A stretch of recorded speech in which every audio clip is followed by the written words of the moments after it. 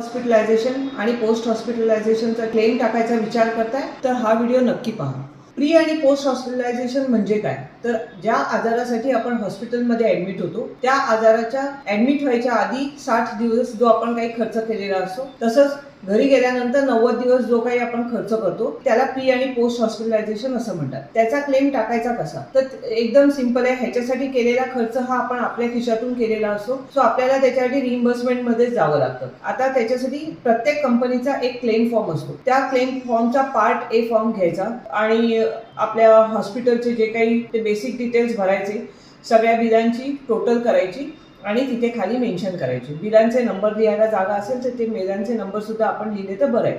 आता ह्याच्याबरोबर आपण डॉक्युमेंट कुठचे लावायचे, पहिलं तर पार्ट ए फॉर्म, त्याच्यानंतर फोटो, पॅन कार्ड, आधार कार्ड प्रपोजलचं आणि एक कॅन्सल चेक, आणि त्याच्यानंतर आपल्याला डॉक्टरने लिहून दिलेली प्रिस्क्रिप्शन, त्याच्यासमोर आपण केलेले रिपोर्ट्स किंवा घेतलेले मेडिसिन्स आणि त्याचं पेमेंट केलेल्याची रिसिप्ट, हे सगळं आपण व्यवस्थित त्या फॉर्मला लावायचं.